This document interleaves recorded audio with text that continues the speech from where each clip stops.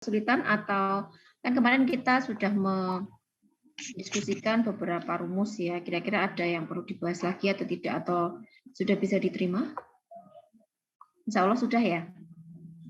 Insya Allah sudah, Bu.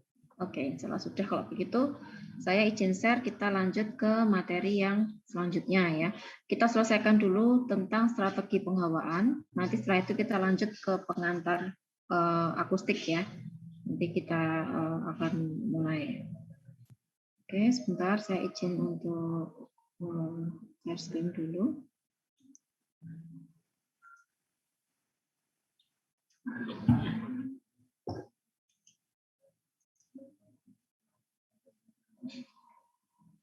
Ya, dengan untuk apa sih kemarin kita berbicara tentang debit udara gitu ya, kita menghitung sirkulasi udara yang masuk gitu ya, kemudian kita sudah menghitung inlet outlet gitu ya, dan keuntungan yang paling optimal gitu ya ketika kita menggunakan luasan outlet itu lebih besar daripada inlet gitu ya, dan kemudian itu menjadi salah satu strategi bahwa kita bisa mengatur kondisi sirkulasi udara gitu ya di dalam ruangan itu dengan cara menentukan luas bukaan ya, sehingga nanti bisa kita gabungkan ya.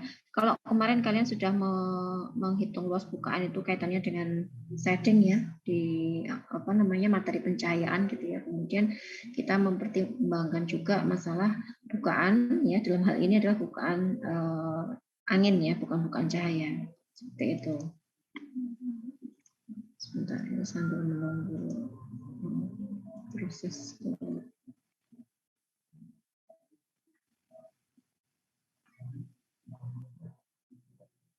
Ya, barangkali ada yang mau didiskusikan. Sudah bisa terlihat belum share screen-nya? Atau masih proses? Sudah ya? Oke. Ini mohon maaf ya, tadi itu ternyata akun yang diberikan itu adalah akunnya lab ya, bukan akunnya prodi. Saya salah memasukkan password tadi ya. Karena saya kira tadi sama dengan yang pekan kemarin gitu ya, jadi mohon maaf ini agak terlambat sedikit tadi.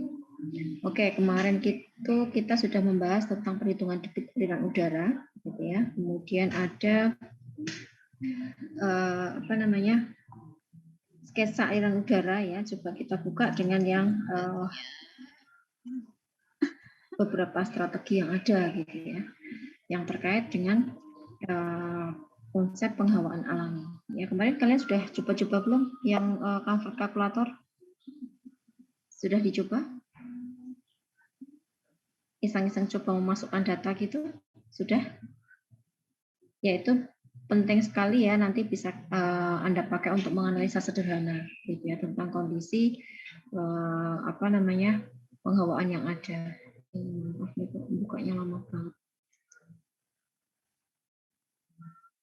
Itu ya, kemarin sudah mencoba comfort kalkulator yang terkait dengan warna pakaian, kemudian ada juga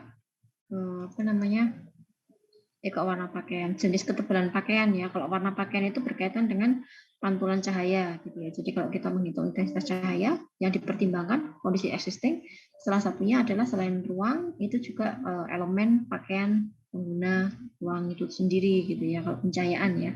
Sehingga pakaian ini kemudian akan menjadi elemen penting juga gitu ya dalam mempertimbangkan masalah pencahayaan maupun penghawaan gitu ya. Jadi kalau warna pakaian lebih ke warnanya dia cenderung menyerap atau memantulkan cahaya gitu ya kalau yang terkait dengan pencahayaan. Tetapi kalau pakaian yang terkait dengan penghawaan itu nanti lebih ke tebal tipisnya gitu. Kalau kita pakai jaket, kalau kita pakai jas, kalau kita pakai kaos, kalau kita pakai daster gitu ya, dan seterusnya, kainnya katun atau kainnya dia menggunakan kain yang panas dan seterusnya, itu akan mempengaruhi tingkat kenyamanan thermal ya, dari tingkat kenyamanan pengguna. Jadi memang tingkat subjektivitasnya itu tinggi gitu ya, karena memang tergantung pada aktivitas gitu ya, berapa kalori yang dikeluarkan, lalu berapa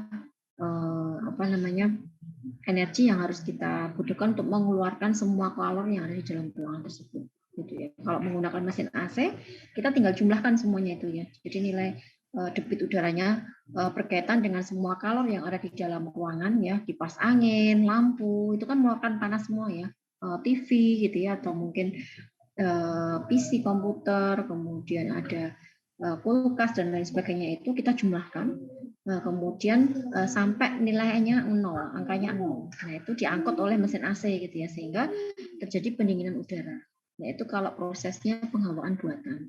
Nah, kalau prosesnya penghawaan alami, yaitu tadi proses angkutnya adalah dengan menggunakan inlet dan outlet tadi. Udara kita masukkan, kemudian kita keluarkan selebar-lebarnya gitu ya, sehingga tidak ada polusi yang tertinggal di situ gitu ya. Nah, itu yang terjadi untuk proses udara dengan menggunakan. Kalau coba saya cek yang materi ini ya, kemarin sudah kita bahas atau belum ya, terkait dengan pergerakan udara. Nah, ini kemarin sudah ya kayaknya ya. Jadi ada boundary layer gitu ya, lapisan udara antara permukaan bumi dan ketinggian tertentu. Ya, kemarin kita sudah bahas ya. Jadi kalau kita lihat skyline kota ya, pemukimannya itu kan dari kita mulai ya, kalau kita mulai dari pinggir, paling pinggir gitu ya, di sini ada laut gitu ya, lepas pantai gitu ya, kemudian nanti agak ke tengah ada area luas lapangan udara misalnya ya, kemudian ada pemukiman pedesaan yang di pinggiran kota, kemudian ke tengah lagi ada perkotaan, dan ke tengah lagi ada pusat kota yang penuh dengan tower atau gedung-gedung bertingkat seperti itu. Nah, pergerakan udara ini juga nanti akan dipengaruhi ya, ada nilai boundary layer-nya gitu ya. Di sini ada batas maksimalnya 500 gitu ya. Kemudian ada tergantung fungsinya gitu ya. Di sini Anda bisa melihat dari dia apakah masuk kategori laut, kemudian apa area terbuka, apakah dia pedesaan, ya, kemudian ada perkotaan dan pusat kota. Gitu. Nah, ini untuk mengetahui kalau kita tuh skalanya, kalau kita mau menghitung kondisi termal dalam skala luas gitu ya, tidaknya sekedar dalam suatu bangunan. Itu. Nah, batas boundary layer ini merupakan lapisan udara ya antara permukaan bumi dan ketinggian tertentu ya. Kemudian dia memiliki kecepatan angin yang tidak lagi terpengaruh oleh kondisi permukaan bumi. Ya, jadi kemarin sudah kita sepakati bahwa angin adalah udara yang bergerak gitu ya, dan udara yang bergerak karena adanya gaya yang diakibatkan oleh perbedaan delta P gitu ya, atau perbedaan suhu delta T seperti itu. Kemarin juga sudah kita bahas kalau dia bangunan tata massa ya, bangunan lebih dari satu, bangunan yang lebih dari satu dalam sebuah site gitu ya. Nah, itu bagaimana kita mengatur penghawaannya gitu ya, supaya tidak terjadi kelembaban ya. Pastinya itu jarak antar bangunan itu juga harus kita pertimbangkan, lalu ketinggian bangunannya dan seterusnya. Nah, kemudian ini juga kemarin sudah ya, ini overview sebentar saja gitu ya. Dan dalam satu kasus ya mungkin kita bisa melihat bentuk-bentuk atap yang terjadi pada daerah yang beriklim tropis itu rata-rata dia bentuknya dia menggunakan atap miring seperti itu ya, yang sering kita temui itu seperti itu.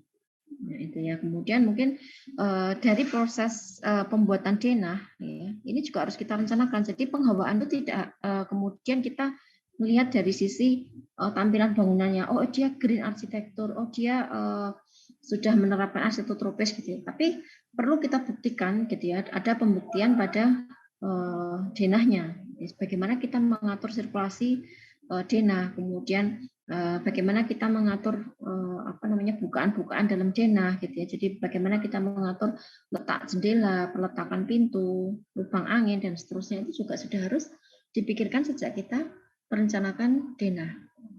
Ya, sehingga nanti ketinggian atap pun juga perlu kita pertimbangkan gitu ya. Jadi bagaimana kita bisa membuat ruangan itu menjadi sejuk gitu ya. Kalau dari sisi penghawaan kita ngelihat bahwa atap yang tinggi itu tentunya akan jauh lebih nyaman dibandingkan dengan atap yang rendah ya. Jadi ketinggian dinding itu juga akan berpengaruh juga gitu ya. Jadi tinggi rendahnya bangunan itu juga akan mempengaruhi, menjadi salah satu faktor untuk menentukan kenyamanan termal di dalam ruangan tersebut ya. Walaupun itu juga akan bergantung pada jenis materialnya juga seperti itu.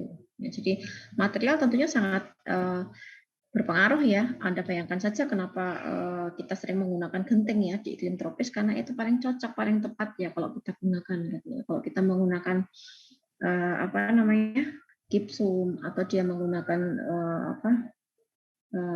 seng atau dia menggunakan atap ya, atap yang dia diberi plafon sama atap yang tidak diberi plafon itu pun secara termal akan berbeda. Ya. Atap yang diberi plafon gipsum itu tentunya akan jauh lebih panas dibandingkan dengan atap yang dia langsung kita bisa melihat genting. Ya, itu kan lebih sirkulasi udaranya itu lebih bisa keluar masuk seperti itu. Ya, namun dengan pertimbangan kerapian, kebersihan dan lain sebagainya, kemudian kita menggunakan desain plafon. Ya, jadi bahan Eternit sama bahan gypsum pun juga akan memiliki efek yang berbeda ketika kita bicara masalah kenyamanan termal. Ya, ada banyak simulasi yang bisa Anda cobakan ya. Ada beberapa selain surfer ya, itu ada Ecotech gitu ya. Dan ini kita rencanakan mudah-mudahan ya mudah-mudahan semester ini kita bisa praktikum gitu ya, supaya kalian juga tidak hanya sekedar membayangkan saja gitu ya. 2 hari yang lalu kami sedang membicarakan dengan Bu Nur Rahmawati gitu ya.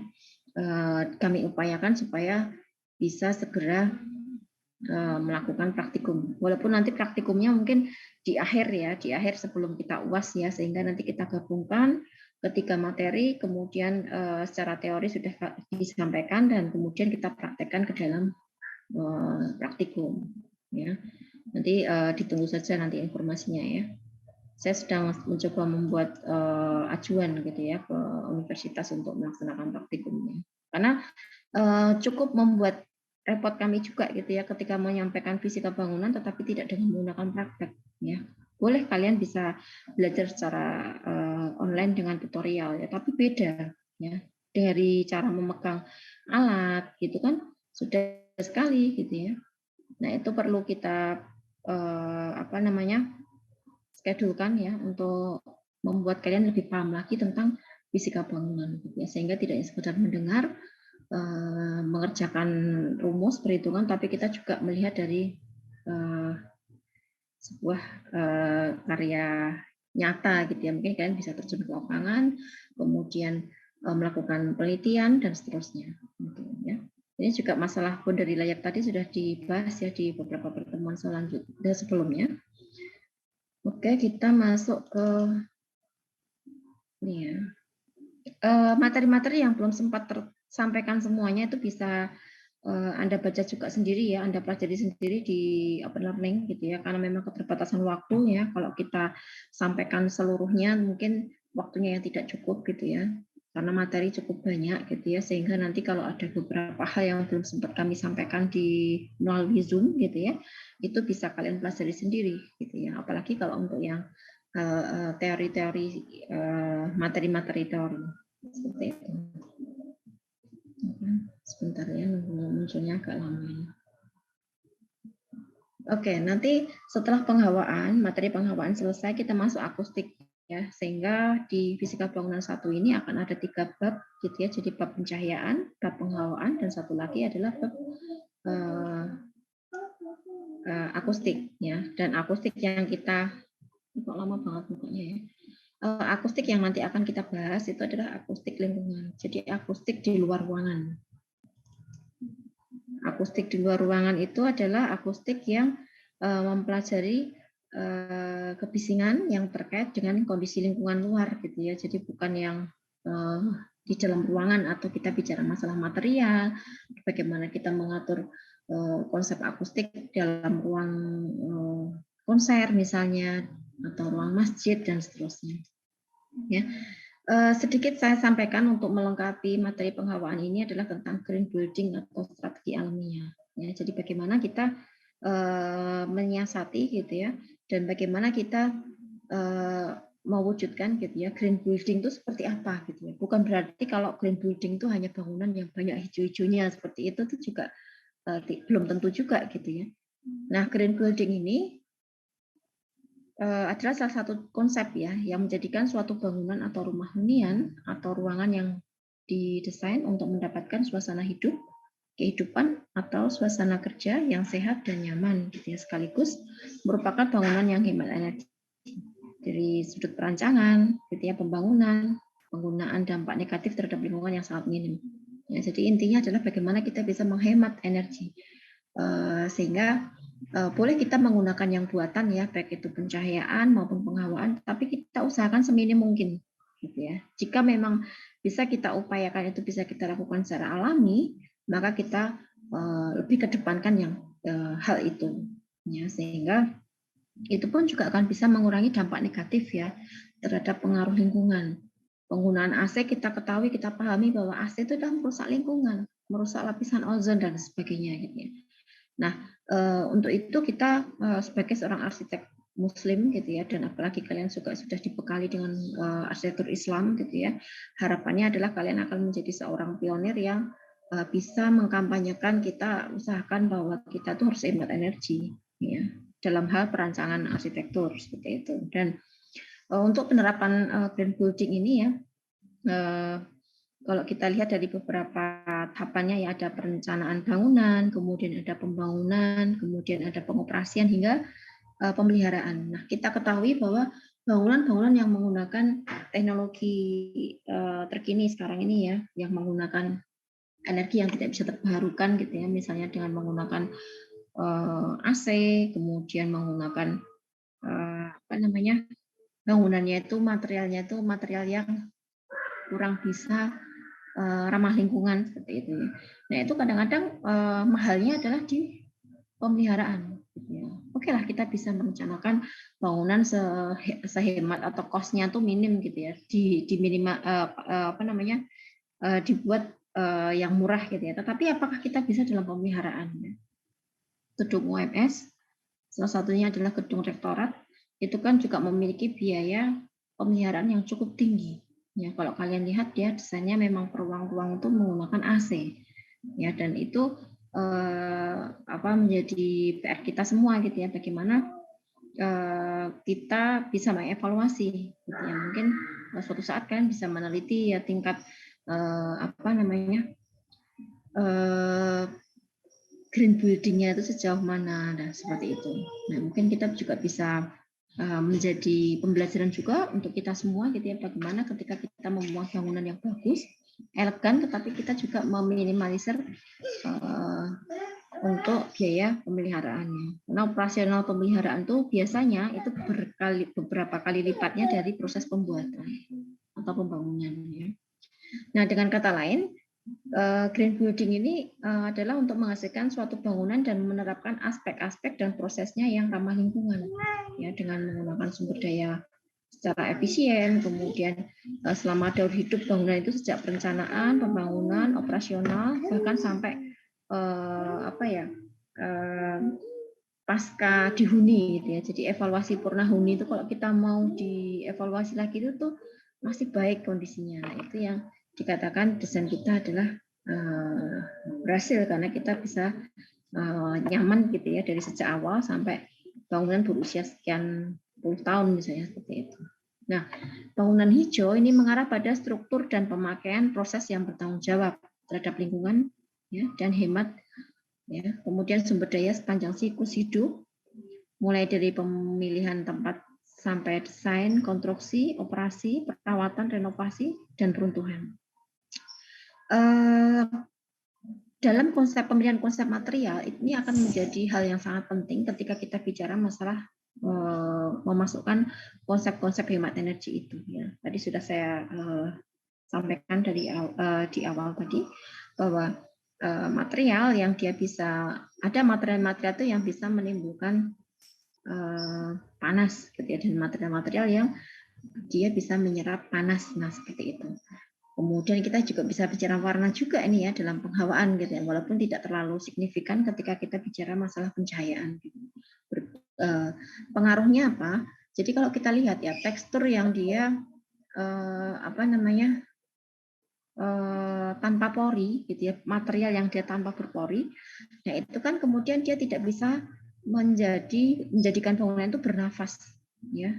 Jadi sirkulasi udara dari luar ke dalam, gitu. Kita bandingkan saja, gitu ya, dari material batu bata ekspos, gitu ya, kemudian kita bandingkan dengan material yang mungkin dia sudah dilapisi dengan beberapa, ini sudah dilapisi beton, kemudian masih dilapisi ini ya, finishingnya masih ditutup keramik dan seterusnya, atau mungkin masih ada finishing lainnya yang kemudian tuh menutup pori-pori dinding itu sendiri, gitu ya, sehingga kondisi di dalam ruangan tuh menjadi panas, dan mau nggak mau dia harus menggunakan bantuan dari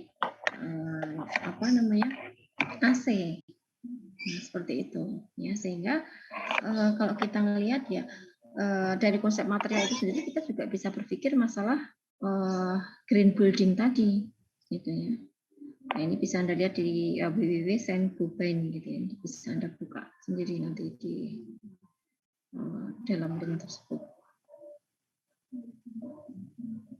Nah, ini ya, jadi bagaimana kita menghambat pemanasan dunia melalui penekanan dalam penggunaan energi bangunan dan peningkatan pemanfaatan konsep bangunan lokal. Ya, jadi ini konsepnya itu seperti itu. Jadi intinya kalau kita bicara masalah green building, ya kita harus paham dulu konsepnya seperti ini. Mungkin kalian sering ya menggunakan tema-tema ini ke dalam konsep stupa kalian, gitu. Jadi penekanannya apa, gitu, desainnya, gitu, atau unggulan desainnya apa. Lalu Anda mengatakan bahwa saya punya unggulan desain dengan konsep green building. Jadi penekanannya lebih ke green building. Nah, apa yang harus Anda harus Anda penuhi, gitu ya, untuk mewujudkan konsep tersebut, ya itu tadi ya, kita harus menghambat pemanasan dunia melalui penekanan dalam penggunaan energi bangunan dan peningkatan pemanfaatan konsep bangunan lokal. Nah, itu yang perlu ditinjau ulang, gitu. Dan ada aturannya ya, Undang-Undang Nomor 28 Tahun 2002 tentang bangunan gedung mendorong pembangunan bangunan arsitektural lokal terasa lebih ramah lingkungan dan selaras dengan lingkungan asal. Ini artinya apa?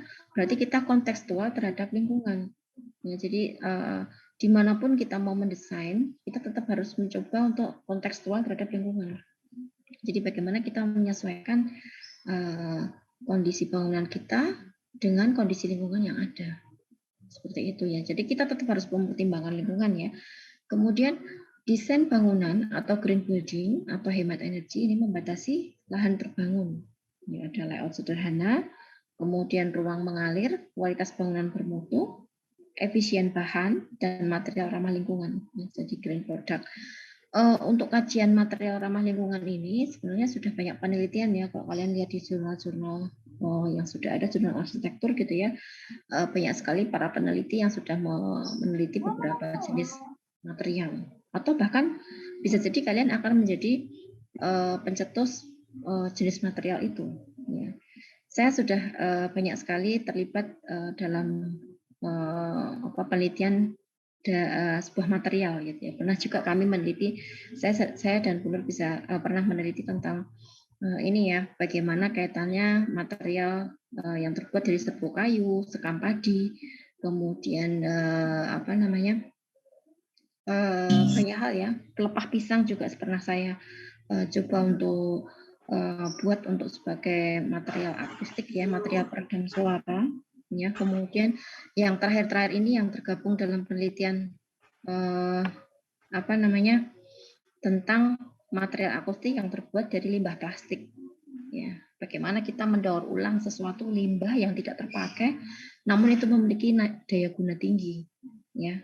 Kemudian kita barang-barang yang sudah kita anggap nggak kepakai ya, recycle gitu ya, dan kita wujudkan ya, sehingga bisa membuat suatu produk yang mungkin bisa menyeterai dengan produk yang ada di dalam material yang sudah beredar ya, material-material fabrikasi. Kemudian di satu sisi kita juga bisa memberi kontribusi untuk mengurangi sampah. Nah, itu mungkin menjadi PR kalian gitu ya. Jadi harapan kami memang supaya nanti kalian bisa lebih Oh iya, terima kasih nih ya Mbak Hafizah sudah membuatkan presentasi ya. Nanti minta tolong di-share ke saya ya Mbak Hafizah. Nah ini banyak sekali untuk apa namanya dampaknya ya. Jadi sangat positif sekali ketika kita memegang teguh konsep tersebut gitu ya. Walaupun memang nah itu tadi ya tantangannya cukup besar gitu ya, tapi bisa kita upayakan gitu. Nah, bangunan hijau ini mensyaratkan layout desain bangunan ya 10% ya. Jadi konsumsi dan pengelolaan air 10%, kemudian pemenuhan energi listrik 30%, kemudian bahan bangunan 15%. Jadi kualitas udara dalam 20% ya ini kalau kualitas udara ya. Nah, ini penting, menjadi hal yang sangat penting perlu kita garis bawahi bahwa kualitas udara itu menjadi sangat penting gitu ya. Karena dia bobotnya adalah 20%. Dan terobosan inovasi teknologi operasional sebesar 15%. Nah, ini baru bisa kita katakan bangunan hijau. Mungkin Anda pernah melakukan penelitian di rumah apa ya namanya di Solo itu? Saya agak lupa. Satunya rumah rempah karya itu apa? Yang di tengah kota. Siapa yang rumahnya Solo ini? Yang dia itu rumah apa ya? Saya mau menyebutnya kok lupa. Karena kita sering ya ketika mata kuliah fisika bangunan ini kita dulu sebelum pandemi kita sering ajak kita pakai mobil apa namanya bis kampus, kita jalan-jalan, kita cari gedung-gedung yang dia bisa menerapkan konsep-konsep tersebut gitu ya. Rumah turi, nah rumah turi. Coba kalian browsing rumah turi. Ada yang rumahnya Solo ini? Ada yang pernah jalan-jalan ke rumah turi? Belum ya? Coba kalian buka, ini kayaknya ada sih ya di buka dari Google ya. Rumah turi ya. Jadi kalau di rumah rempah karya itu adalah dia memanfaatkan bahan-bahan bekas, material bekas untuk pembangunan proyek digunakan untuk material rumah. Itu rumah rempah karya itu kelebihannya di situ. Nah, untuk rumah turi itu di situ dia bisa merecycle air gitu ya, yang tadinya air hujan, air yang sudah tidak ada nilainya bisa sampai menjadi air minum, air konsumsi seperti itu. Ya, jadi mungkin nanti bisa coba kalian browsing ya tentang rumah turi. Nah, karena bagi saya itu menjadikan kita menambah wawasan ya, banyak ilmu yang kita dapatkan kalau kalian mengunjungi rumah turi itu. Banyak konsep yang bisa kita terapkan. Ya. Atau banyak hal yang bisa kalian lakukan ya. Kalau kita fokusnya di penghawaan berarti kita memperbaiki kualitas udara. Salah satunya apa? Salah satunya adalah dengan tadi ya kita mengatur aliran udara di dalam ruangan dan bagaimana pergerakannya, kemudian kita bisa mengatur luas bukaan gitu ya, yang terkait dengan penghawaan dan seterusnya. Nah, skala bangunan dan proporsi ruang terbuka ini harus memperhatikan KDB. Ya, KDB sudah tahu semua ya, karena levelnya sudah semester 3 ya ini ya. Ada yang belum tahu KDB itu apa? Sudah ya, jadi tidak perlu saya bahas di sini ya, mungkin di STUPA kalian sudah sangat paham sekali gitu ya bagaimana koefisien dasar bangunan, atau mungkin Anda bisa dengar dengan istilah dengan BC, building coverage, gitu. Kemudian koefisien dasar hijau yang berkisar 40-70%. Ya, kalau KDB atau BC itu kan tergantung peraturannya ya. Di situ ada regulasinya, dia harus berapa persen untuk peruntukan fungsi bangunan tertentu. Nah, itu harus kita penuhi gitu ya. Jika ternyata memang bangunan tersebut harus 60% BC-nya gitu ya, sehingga kita harus merelakan 40% itu tidak kita bangun, tidak kita buat perkerasan gitu ya. Karena memang banyak hal mungkin yang bisa kita fungsikan untuk membuat apa namanya vegetasi, memperbanyak vegetasi dalam sebuah tata ruang luar gitu ya, atau mungkin sebagai resapan air dan seterusnya, yaitu yang harus kita penuhi ya, jangan dilanggar gitu. Atap-atap bangunan dikembangkan menjadi taman ya, atau roof garden ini yang sedang marak-maraknya ya. Mungkin kalian sering temui juga gitu ya, roof garden untuk taman di bagian rooftop gitu ya. Kemudian dinding dijalari tanaman rambat. Nah, ini green wall ini yang sudah sedang trending juga gitu ya. Jadi mengatasi masalah penghawaan yang cukup berlebihan, pencahayaan yang cukup berlebihan gitu ya.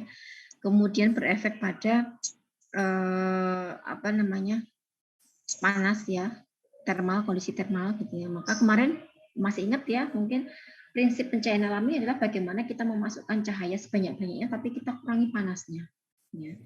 Nah, ketika kok masih panas gitu ya, tetapi kita membutuhkan cahaya, berarti kita cari lagi strategi yang lainnya. Salah satunya adalah dengan menggunakan roof garden atau green wall juga. Gitu. Mungkin dengan tanaman Likuan Yew atau dengan tanaman Morning Glory, itu banyak sekali yang bisa kita terapkan di situ. Dan kalau kalian mau mencoba, atau mungkin kalian bisa meneliti bangunan-bangunan yang dia menerapkan konsep-konsep tersebut, maka ini bisa membuat ruangan menjadi lebih sejuk, gitu ya, dari sisi penghawaan lebih nyaman. Nah, konsep Green Building Indonesia ini ada beberapa pelatihan ya kemarin tentang green zip gitu ya. Jadi ada beberapa poin yang perlu diperhatikan. Satu, tepat guna lahan. Yang kedua adalah efisiensi energi dan refrigeran. Kemudian konservasi air, sumber dan siklus material, kualitas udara, kenyamanan udara, atau manajemen lingkungan bangunan. Ini banyak sekali yang bisa kita pelajari dalam poin-poin yang ada dalam green building ini. Nah, penyegaran alami, kalau kita lihat ya, ada ventilasi dan insulasi atap.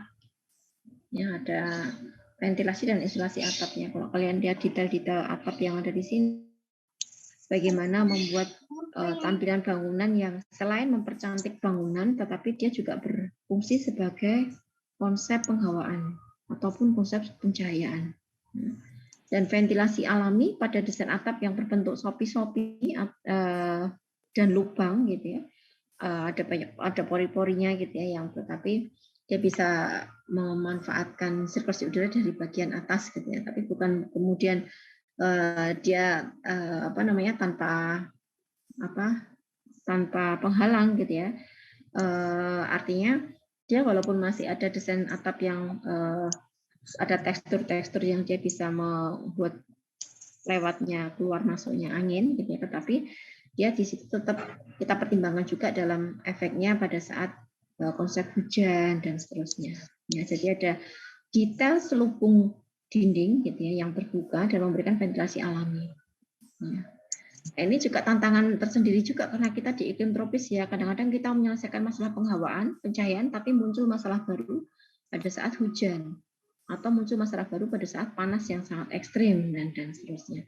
Ya kalau curah hujan tinggi itu kadang-kadang kan tampias air itu masuk kemana-mana, dan biasanya ketika kita berpikir masalah penghawaan alami, nah pada saat musim hujan itu kurang bisa optimal ya, karena ruangan itu menjadi lembab gitu ya. Saya bisa merasakan sendiri gitu ya, pada saat musim kemarau saya bisa merasakan apa yang dihasilkan dari dampak ketika kita membuat tadi ya green wall, kemudian tanaman-tanaman rambat yang dia bergelantungan dan seterusnya ya. Tapi atau mungkin kita memperbanyak landscape ya sesuai dengan KDB atau BC-nya gitu ya.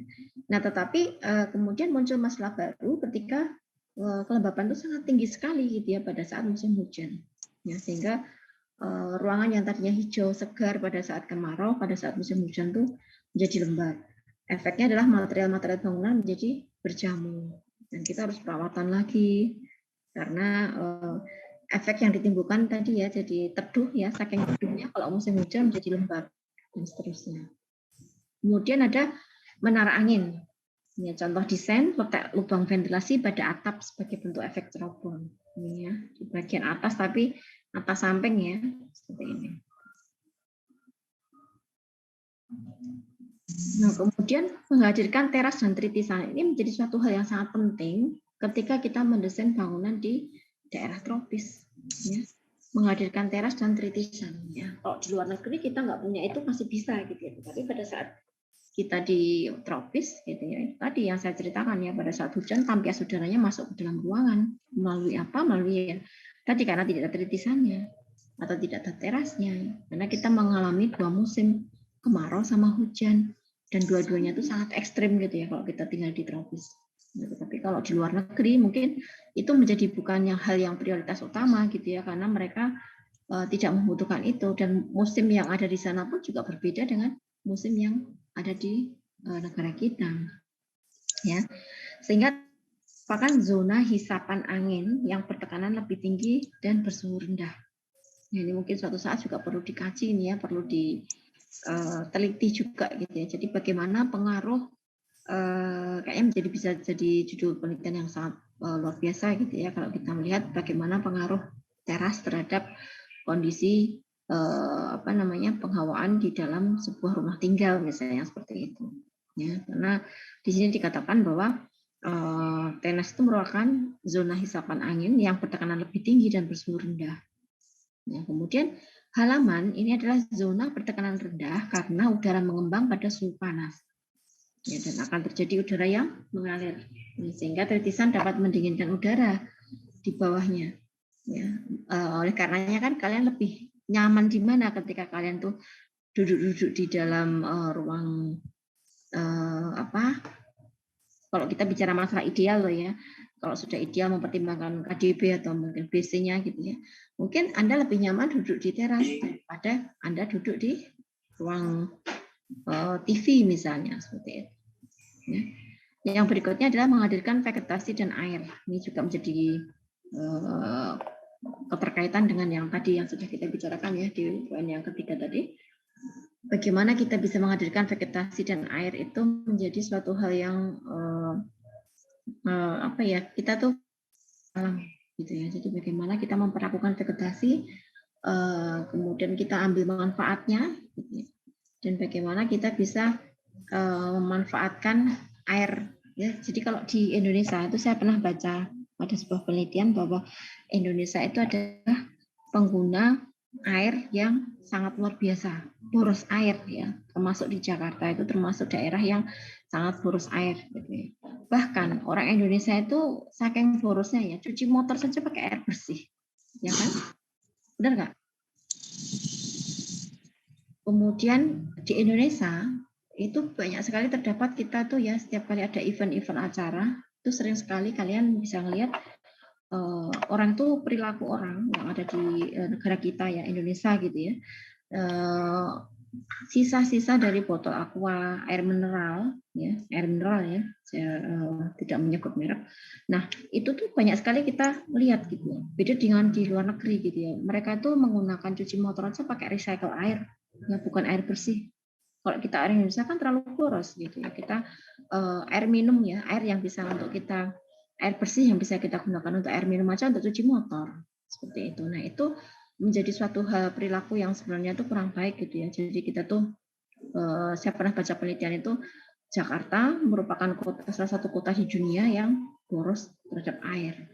Nah, itu bagaimana kita kaitkan dengan konsep keberlanjutan. Bagaimana karena kan yang namanya konsep arsitektur berkelanjutan itu menjadi suatu hal yang menjadi pilihan ya sekarang ini, sekarang menjadi sebuah tren gitu ya di kalangan kita, bagaimana kita bisa membuat suatu karya arsitektur yang dia bisa berkelanjutan. Nah, satunya adalah dengan kita hemat energi, ramah lingkungan gitu ya, sehingga muncullah konsep green building tadi. Gitu. Nah, beberapa contoh bangunan yang berkonsep green building gitu. Jadi seperti apa sih gitu ya? Kalau mungkin, saya pikir green itu harus hijau, Bu. Belum tentu juga gitu ya. Kalau semuanya sudah hijau gitu ya, belum tentu juga ketika kita perlu kita kaji lebih dalam lagi gitu ya, dengan parameter yang tadi poin-poin 1 sampai berapa tadi, kita harus cermati dulu gitu ya. Nah, kalian bisa melihat ini ya, prinsip membuat atmosfer buatan di dalam rumah ya, sehingga suhu tetap terjaga, di mana pada musim panas suhu tetap sejuk dan pada musim dingin suhu tetap hangat. Nah, desain rumah ini menggunakan sekat kayu yang membungkus seluruh rumah dari bawah hingga ruang atas. Sekarang saya tanya nih ya, kalian semua kan tinggal di iklim tropis ya, ada nggak yang dia tinggal di daerah yang dilalui garis khatulistiwa? Ada nggak? Daerah mana itu? Yang jelas bukan Jawa ya. Kalian paham enggak? Kira-kira daerah yang dilalui oleh garis khatulistiwa itu efeknya apa biasanya? Panas ya? Ada yang tinggal di Kalimantan?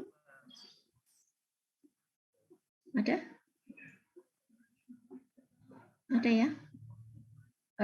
Mungkin kalau kita bicara satu persatu dari daerah ya, itu memiliki jenis material yang sangat beragam. Ya, salah satunya ada yang kita ngelihat bahwa di sini di Solo, di Jawa Tengah itu biasanya dia menggunakan dindingnya adalah dinding batu bata.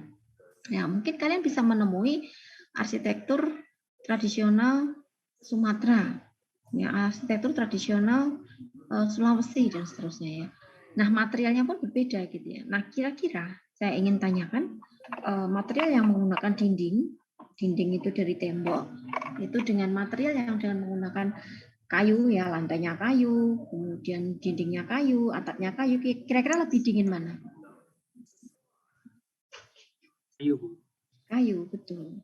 Ya, jadi kita bisa melihat ya, papan kayu yang kita jadikan lantai, kemudian papan kayu yang kita jadikan dinding. Mungkin di Jawa Tengah ada ya di beberapa kota ya, mungkin di Blora atau di beberapa wilayah tertentu tuh ada yang dia masih menggunakan papan kayu. Nah, kalau pada saat mau pindahan rumah tuh kadang-kadang rumah tuh bisa dipindahkan gitu ya, karena dia materialnya adalah kayu. Ya. Ada juga yang dia tuh menggunakan konsep yang dia tuh benar-benar papan kayu semua gitu ya.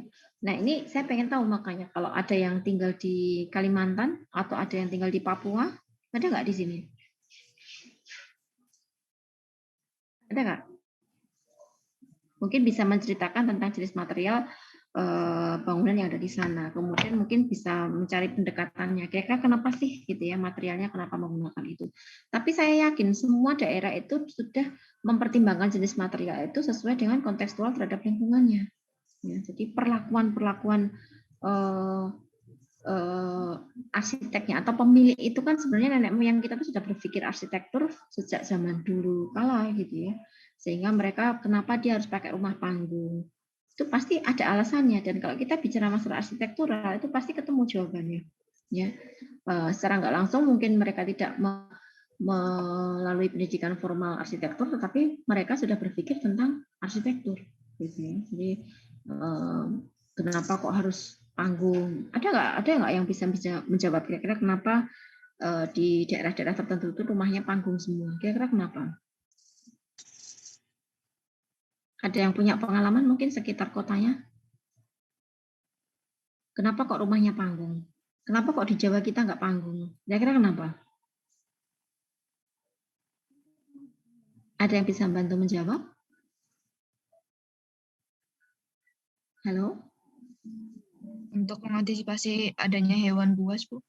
Ya, bisa jadi itu ya. Itu termasuk perilaku juga. Kalau kita bicara masalah arsitektur dan perilaku, itu menjadi salah satu yang latar belakangi. Ya. Jadi kan karena mungkin tinggalnya di daerah, betul ya Mbak ya. Jadi kalau kita tinggal di daerah yang dia tuh area terbukanya lebih banyak, ya, kemudian pepohonannya itu lebih banyak. Jadi kayak banyak hutan-hutan di sekitarnya. Nah itu kan kita menyiasati agar kita aman, ya kita buat yang panggung gitu ya supaya mungkin ular tidak keluar masuk dan seterusnya ya. Jadi salah satu upayanya adalah dengan menghindari hewan-hewan buas masuk ke dalam ruangan gitu ya, sehingga dibuat panggung. Atau mungkin punya pertimbangan yang lainnya juga gitu ya, yang terkadang bentuk-bentuk yang sangat luar biasa ya, sangat banyak sekali beragam yang ada di Indonesia itu sudah terfikirkan gitu ya secara arsitektural, ada apa atau kenapa atau menggunakan itu gitu. Nah itu ya banyak sekali orang orang Jawa ya, orang Solo yang kemudian mempraktekkan material-material kayu itu kemudian kita adopsi, kita pasang di wilayah di tempat di Jawa gitu ya. Dan itu pun juga memberikan efek yang sangat luar biasa gitu ya, dan bisa mendinginkan ruangan. Nah, seperti itu. Jadi penting sekali seperti ini ya, kita melihat material-material yang dia berpori ya, supaya bisa sirkulasi dinding itu bisa keluar masuk gitu ya. Jadi kalau kita melihat ya pada kurun waktu tahun 2000-an itu sedang marak-maraknya dinding itu ditutup keramik semua. Waktu itu belum tren batu alam ya. Itu kita lihat hampir semua teras rumah orang itu ditutup dengan keramik. Kira-kira lebih nyaman mana ketika ditutup dengan keramik dan tidak ditutup dengan keramik dindingnya? Hanya dinding saja. Kita nggak bicara masalah estetis ya, tapi kita yang saya tanyakan kira-kira lebih nyaman mana ya dari sisi penghawaannya dengan menggunakan keramik ditempel di dinding atau tanpa itu. Lebih nyaman mana? Yang menggunakan keramik, Bu. Karena lebih sejuk. Oh ya, sejuk di luar atau sejuk di dalam? Di luar. Di luar ya. Oke. Nah, itu yang perlu kita pahami. Jadi ketika kita membuat sebuah ruangan gitu ya, ketika kita bicara realistis saja ya.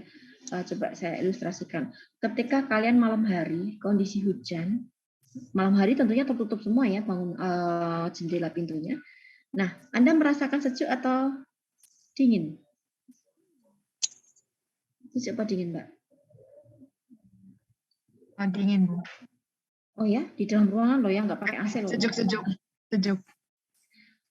Hujan ya, kita sering keluhan ya. Ada banyak keluhan gitu ketika ini hujan deras di luar, tapi pada saat malam hari kenapa kita di dalam sumuk? Kita merasa gerah di dalam. Itu kira-kira kenapa?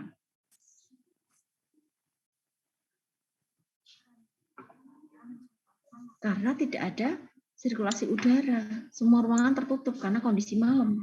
Beda ketika hujannya di pagi hari atau siang hari yang kita buka jendela saja sudah anginnya masuk dan dingin sekali. Tapi terkadang di dalam ruangannya yang tertutup plafon, kemudian pintu jendela tertutup semua, kemudian lampu kita nyalakan semua, di dalam ruangan kita malah merasakan kelembaban yang sangat ini ya tidak ideal gitu ya. Ini hujan, di luar hujan deras, tapi di dalamnya kok jadi sumuk gitu ya. Setelah hujannya itu kadang-kadang baru kerasa. Nah, seperti itu. Nah, itu bisa terbukti ketika kita melihat tadi ya, saya minta Anda membandingkan apakah yang dinding yang tumpuk berlapis-lapis itu apakah kemudian secara thermal itu lebih bagus daripada yang dia menggunakan material yang tidak tidak masih ada pori-porinya lah, tidak tertutup seperti itu. Tentunya pasti lebih dingin yang tidak berlapis-lapis tadi. Gitu. Kalau di dalam ruangan loh ya kita bicaranya. Dingin itu kan keramik kalau kita pegang gitu ya. Tapi secara ini kan dia menutup pori-pori. Ya, kita lihat ya tembok yang dia hanya batu bata ekspos. Itu aja lebih dingin daripada dinding yang dia dilapisi ada aciannya, ya, ada plesterannya, ada aciannya itu pasti ruangannya itu akan lebih dingin ketika dia masih batu bata ekspos seperti itu. Artinya apa? Kalau kita lihat material yang dia masih bisa memiliki pori-pori itu bisa menghantarkan itu tadi sirkulasi udara dengan baik ya dari TO dan TI delta T itu masih ada. Jadi sirkulasi udara dari luar ya suhu luar ya suhu outdoor dengan suhu indoor itu juga masih ada. Tapi ketika kita tutup semuanya pori-porinya itu kan kemudian menjadikan ruangan jadi panas gitu ya. Nah, itu ya maksud saya seperti itu. Sehingga perlu kita cermati ya ketika kalian finishing menggunakan material-material ya kita kaji kembali kira-kira ini selain menambah estetis dia menambah masalah enggak gitu ya dari sisi kenyamanan gitu ya. Nah, biasanya material-material yang dia bertekstur tanpa pori-pori gitu ya, yang teksturnya itu lebih licin, nah itu kadang-kadang juga tidak bisa mengantarkan udara tadi, karena dia lebih menutup pori-pori seperti itu. Ya, oke, kita lanjutkan ya. Jadi ada banyak hal yang mungkin bisa kita upayakan gitu ya, terkait dengan green building tadi. Ya. Nanti bisa kalian baca-baca sendiri ya. Jadi bangunan green building itu seperti apa dan beberapa contoh yang bisa direkomendasikan ada Menara PCA Grand Indonesia, ada kampus Dahana ya di Subang Jawa Barat. Ya. Mungkin kadang-kadang mungkin bisa kita agendakan ya untuk kalau nanti kondisi pandemi sudah baik gitu ya, kita kan ada program KKL tuh ya.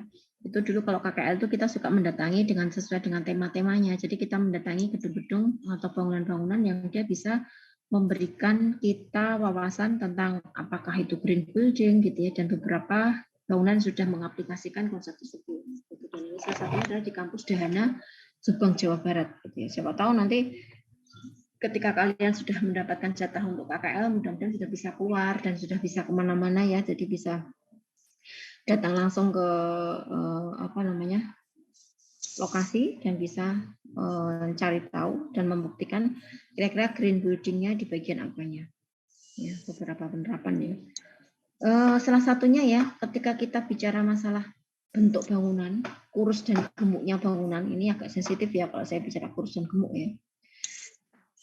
Oke, kenapa kalau bangunan apartemen atau bangunan rusun gitu ya, kenapa dia bentuknya menurut Anda tuh ya, dari sisi bentuk ya, dia lebih gemuk atau lebih kurus? Ya, saya tanya sekali lagi ya. Saya pengen tahu jawaban kalian ketika mendesain sebuah apartemen atau rumah susun yang dia berlantai banyak atau minimal 20 lantai gitu. Kira-kira Anda lebih lebih memilih bentuk denah yang gemuk atau kurus? Gemuk. Kurus, oke. Dan yang sering kalian lihat itu kenapa apartemen kok bentuknya mesti pipih? Kenapa tidak gemuk? Yang gemuk siapa? Jangan jawab. Yang gemuk siapa? Yang gemuk itu adalah mall. Misalnya, mall gemuk atau kurus? Gemuk, Bu. Gemuk. Kalian sekarang sedang mendesain apa sih stupanya? Sekolah dasar. Sekolah dasar ya. Nah, kalau nanti kalian sudah mulai masuk ke membuat sebuah hotel atau mungkin yaitu tadi apartemen atau justru malah mall gitu ya. Nah, itu penting sekali pemahaman itu. Kenapa gemuk, kenapa kurus, kenapa pipih, kenapa gemuk ya. Nah, itu kan ada latar belakangnya. Ya, selain kita mengkaji dari perilaku, di sini juga sebenarnya ada konsep penghawaan dan pencahayaannya. Ya, kenapa apartemen selalu bentuknya pipih ya? Jadi kalau kalian tidak mau punya masalah banyak, nanti kalau sudah stupa 4, kalian sudah membuat high rise building gitu ya. Dan di situ Anda diminta untuk mendesain lebih dari 10 lantai. Nah, itu kalian harus pikirkan, jangan membuat denah yang berbentuk gemuk. Ya, denah yang berbentuk gemuk itu akan sangat sulit diatur pencahayaan dan penghawaannya. Sehingga kenapa yang namanya apartemen itu dia bentuknya pipih dan kurus? Ya, karena itu lebih mudah untuk diatur sirkulasi udaranya, pencahayaannya. Ya. Coba Anda bayangkan ya, kalau bentuk denahnya itu gemuk, ya, pasti akan ada ruang-ruang di tengah. Jadi salah satu cara untuk menyiasati supaya kalian bisa mengatur pencahayaan dan penghawaan yang baik, terutama dalam hal penghawaannya, hindari denah di tengah bangunan. Hindari denah ruangan di tengah ruangan. Itu nanti pasti tidak mendapatkan penghawaan yang cukup dan pencahayaan yang cukup. Semuanya pasti akan menggunakan buatan dan nggak nyaman.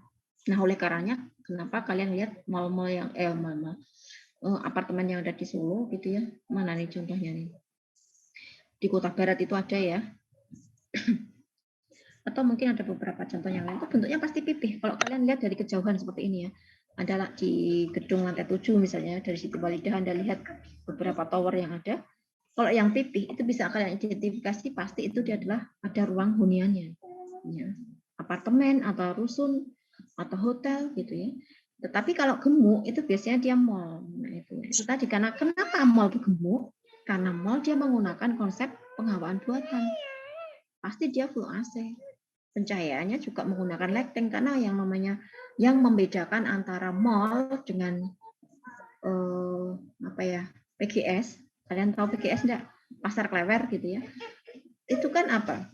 Yang membedakan adalah tampilan bangunannya ya, penyajiannya. Ya, sama-sama jualan batik ya. Batik yang di Klewer sama-sama harga kualitasnya sama dengan batik yang ada di mall, pasti mahal di mall gitu. Karena apa? Di situ dia ada efek tadi ya, yang namanya kita mendesain mall itu kan ada unsur rekreasi ya, selain perdagangan ada rekreasi.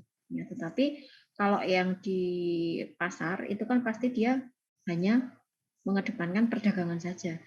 Sehingga di situ disuguhkan gitu ya, bagaimana menyajikan sesuatu yang sebenarnya itu biasa menjadi luar biasa. Ya. Di stand-stand itu ya, kalau di pasar Klewer mungkin cuma ditumpuk-tumpuk batiknya. Nah, tapi kalau di mall itu ditata sedemikian rupa, lighting-nya didesain secara bagus, bagaimana tekniknya, teknik pencahayaannya gitu ya, kemudian sistemnya menggunakan apa, lokal lighting atau general lighting dan seterusnya. Kemudian jenis lampunya juga berbeda dan dia menggunakan penghawaan supaya pengunjung itu merasakan nyaman. Nah, oleh karenanya desain gemuk nggak masalah gitu ya. Tinggal nanti dibagi retail-retailnya. Tetapi beda dengan bangunan tinggi yang dia menggunakan digunakan fungsi untuk ruangan untuk tidur. Ya. Kan apartemen itu pasti kan ada ruang untuk huniannya ya. Kemudian untuk hotel kan juga, gitu. Atau mungkin rumah sakit. Nah, dan seterusnya. Itu akan lebih mudah diatur sehingga kalau kita baru mengidentifikasi beban bentuknya ya dari awal itu juga harus kita pertimbangkan.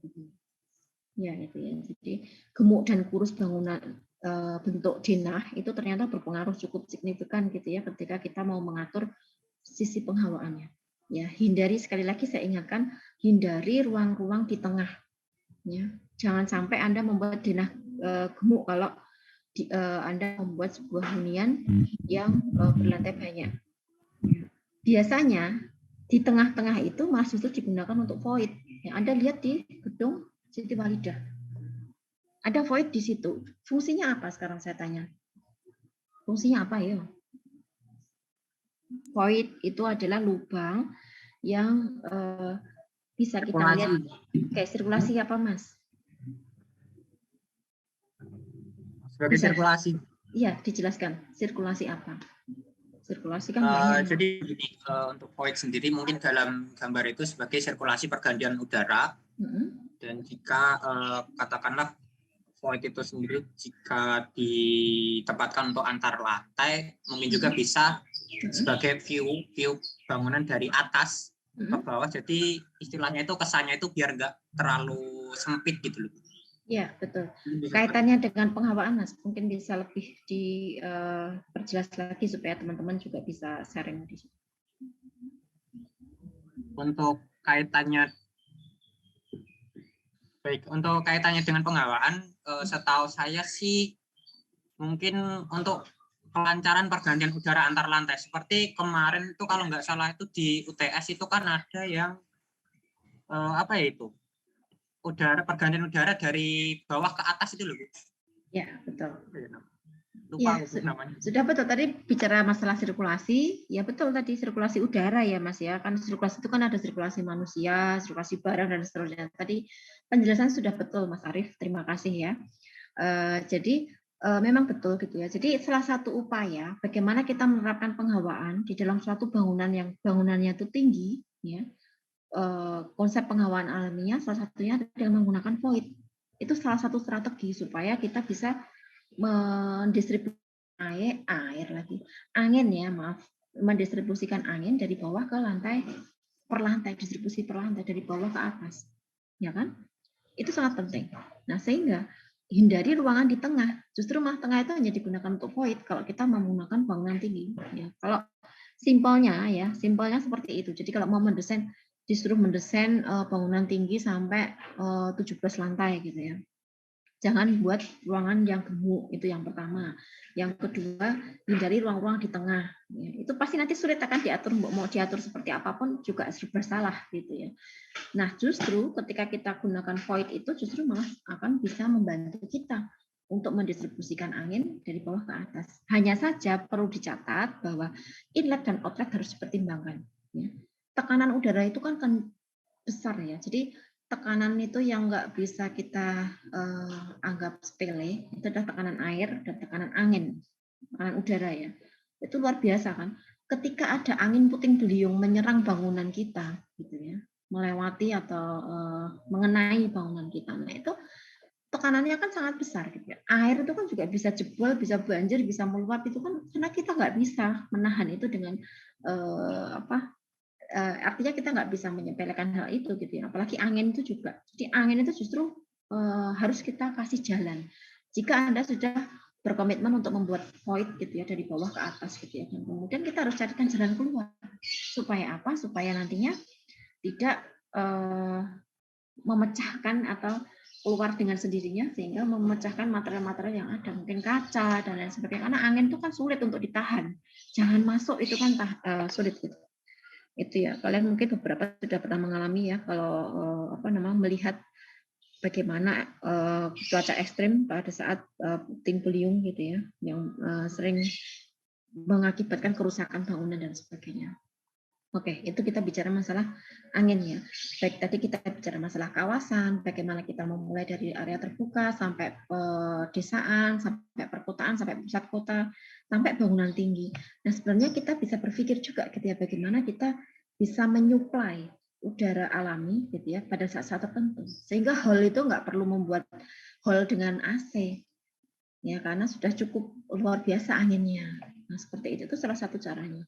Ya, karena di bagian tengah itu dibuat ruang pun juga percuma gitu. Kecuali ruang lift ya. Kalau ruang lift itu masih bisa atau core ya. Jadi kalau di dalam utilitas mungkin kalian sudah dijelaskan ya apa itu core ya. Core itu adalah intinya bangunan ya, yang dia selain menjadi struktur gitu ya, dan kemudian dia bisa difungsikan untuk fasilitas-fasilitas misalnya dengan menggunakan peletakan lift gitu ya, saf-saf dan seterusnya. Nah itu. Nah, tetapi kalau digunakan untuk ruangan itu memang sulit gitu ya. Nah, tetapi kalau di bagian area tengah itu kita gunakan untuk void, tadi betul ya, salah satu fungsinya, fungsi lainnya adalah bisa melihat dari kondisi dari lantai atas ke bawah gitu ya. Jadi view-nya juga dapat gitu ya. Dan itu tadi lebih ke penghawaan. Itu ya. Jadi mungkin salah satu mengenal ciri-ciri bangunan gitu ya. Jadi gemuk, kurus, dan kemudian bagaimana kita membuat bahan bentuknya awal itu sudah harus kita pikirkan. Lalu perletakan antar kalau bangunan itu lebih dari satu masa. Nah, misalnya kalian membuat sekolahan gitu ya. Nah, itu kita juga pikirkan jarak antar bangunan ini jangan sampai terlalu sempit. Kemarin pertemuan keberapa pernah saya singgung juga, kalau jarak antar bangunan ini sempit, padahal dia tinggi bangunannya, maka terjadi kelembapan di situ, gelap. Selain lembab, gelap. Nah, membentuk lorong. Nah, lorong itu yang kemudian pada saat musim hujan kayak gini menjadi lembab, licin, berlumut, berjamur, dan efek yang paling kena adalah membuat ruangan jadi gelap. Ya, sehingga jarak itu juga perlu kita pertimbangkan juga gitu. Karena apa? Bangunan ini menimbulkan bayangan ya. Kemarin sudah kalian pahami juga ya pada saat materi pencahayaan alami bahwa penghalang itu tidak hanya sekedar pohon, bangunan itu juga akan menjadikan faktor penghalang dan penghalang cahaya maupun penghalang angin. Nah, itu yang harus kita pertimbangkan. Ya, itu nanti bisa kalian kembangkan sendiri ya pada saat kalian mulai masuk ke seminar penelitian, kalian bisa meneliti bangunan-bangunan yang mengarah ke penelitian fisika bangunan ya, karena sangat menarik sekali sebenarnya kalau kalian mau sedikit saja mempelajari dan lebih fokus ke fisika bangunan itu sebenarnya itu asik gitu ya. Jadi dibawa enjoy saja, tidak hanya sekedar kita membuat bangunan itu bagus dan kayaknya kok fisika bangunan itu kok penuh dengan rumus-rumus gitu ya. Tapi kalau kita kembalikan lagi dengan fungsinya dan kemudian kita praktekkan ya, makanya nanti kita ada materi praktikum gitu ya, supaya nanti kegunaannya apa sih, kita ngapain pusing-pusing mikirin rumus gitu ya, dan ngapain kita mengenal banyak alat kalau kita nggak mempergunakannya. Itu nanti kita bisa memahami dan kemudian bisa mempraktekannya ya. Lalu yang terakhir adalah stack effect gitu ya. Jadi efek dari ini ya, cerobong gitu ya. Jadi kayak ada beberapa konsep yang bisa digunakan. Kemarin itu ada strategi dengan menggunakan cross ventilation gitu ya. Jadi bagaimana kita membuat ventilasi secara silang, menyilang, baik itu secara vertikal maupun secara horizontal gitu ya. Nah, ini yang terakhir ini adalah stack effect gitu ya. Jadi apa sih itu stuck effect gitu ya, yang mungkin apa namanya, sebenarnya itu sudah pernah kalian temui, pernah kalian lihat gitu ya. Ya, jadi ada apa namanya, salah satu strategi yang digunakan dalam penghawaan alami gitu ya. Nah, ini juga bisa kalian baca sendiri ya. Di materi ini ada ya. Jadi ventilasi itu apa, dan ini sudah dari awal kemarin sudah kita singgung ya. Jadi ada faktor thermal, itu yang berpengaruh adalah udara, kelembaban, dan kecepatan angin, radiasi gitu ya. Dan banyak mungkin tadi ya ada warna pakaian gitu ya, kegiatan aktivitas kita ngapain gitu ya. Nah, ini di dalam thermal comfort itu ada di kalkulator comfort kalkulator ya, yang kemarin saya share di pekan kemarin, itu mungkin bisa kalian coba ya. Itu menjadi faktor dalam apa namanya, thermal ya. Lalu pergerakan udara ini juga sudah kita bahas ya. Ini juga ini tema resume secara keseluruhan ya. Nanti bisa kalian baca sendiri. Kalau kemarin kan perpenggal-penggal per bab gitu ya. Kalau ini secara keseluruhannya seperti itu, bisa kalian pelajari sendiri ya. Jangan lupa bahwa semakin tinggi suatu tempat maka semakin tinggi kecepatan angin ya. Kemarin juga sudah kita bahas kenapa di dataran tinggi Anda nggak bisa mendengar gitu ya. Karena perbedaan suhu dan tekanan. Ya, ketika kalian turun dari dataran tinggi, sudah mulai masuk ke kota, ya, sudah turun, sudah mulai panas, itu kemudian berangsur-angsur pendengaran kalian menjadi normal. Nah, itu adalah disebabkan karena perbedaan suhu dan tekanan. Ini juga sudah kita bahas ya, jadi tentang pengaruh kemiringan atap, ketinggian atap, luas bukaan, dan pengaruh inlet maupun outlet kemarin juga sudah kita bahas. Nah, ini bagaimana pergerakan udara ya. Nah, ini efek stuck dengan menggunakan stuck effect ya yang ingin saya perlihatkan tadi ya. Jadi bagaimana kita distribusi udara dari bawah ke atas keluar ya, outletnya lewat atas gitu ya. Dan proses stuck effect ini yang kemudian menjadikan ruangan itu menjadi lebih dingin seperti itu. Ya, sehingga membentuk cerobong-cerobong seperti ini. Ya. Nah, itu jika kalian temui sebuah desain bangunan yang menggunakan cerobong-cerobong seperti ini, pasti dia memiliki tujuan. Ya, dan tujuannya tidak sekedar estetis ya, tetapi ada tujuan yang lebih utama di situ untuk penghawaan, gitu ya, supaya nanti distribusi udaranya juga lebih lancar, lebih nyaman seperti itu. Ya. Kemudian ventilasi juga sudah kita bahas ya, bagaimana efeknya ketika angin itu bablas gitu ya. Kemarin dikatakan kalau orang Cina itu mengatakan bahwa feng shui-nya jelek gitu ya. Dan seterusnya. Nah, itu kita bisa melihat ya, jadi area-area mana yang bisa dilalui oleh angin. Itu kemarin juga sudah kita bahas. Ya. Jadi pergerakan angin itu sangat penting. Ini masuk rumus yang kemarin. Jadi ini sudah mulai apa namanya, keseluruhan ya dari materi yang sudah disampaikan kemarin. Lalu ada bagaimana kita membuat gang selasar itu, tapi dia masih ada sirkulasi angin untuk dimanfaatkan untuk area outlet angin. Seperti itu. Itu merupakan strategi desain juga. Ya, kemudian memasukkan angin dari sini, dari luar, dari ketinggian menuju ke dalam ruangan. Ini denah ya, tapi ya. Kita melalui bukaan yang tidak lurus gitu ya, dan memiliki sudut ya. Kemarin kan ada yang dia bukaan yang dia sudut diagonal atau tegak lurus dan seterusnya. Nah, itu kan juga pengaruh dari bentuk bukaan. Gitu ya. Nah, ini juga kemarin juga dikatakan bahwa akan lebih bagus tuh ketika outlet itu berada di atas, ya, dari atas gitu ya, kayak tadi stuck effect tadi ya. Jadi outletnya keluarnya tuh ke atas. Gitu. Nah, ini prinsipnya adalah membuang udara panas dalam ruang dengan memanfaatkan adanya perbedaan suhu dan tekanan. Supaya dia tuh bisa keluar ke atas. Jadi outletnya tuh kita upayakan lebih optimal ketika di atas. Nah, ketika membentuk sudut itu masuknya seperti ini. Jadi ketika ada bukaan yang dia membentuk sudut dan tidak diagonal dan tidak. Nah, kalian sebenarnya sudah bisa temui ya beberapa bangunan-bangunan yang ada cerobongnya seperti ini.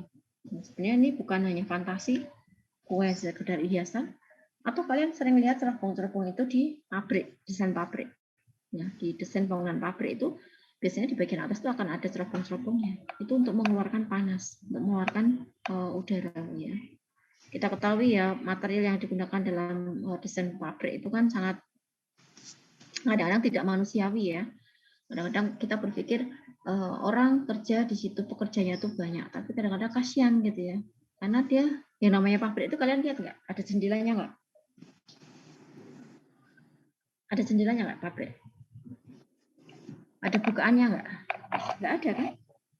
Nah, dulu waktu saya kuliah S1 tuh pernah di apa namanya?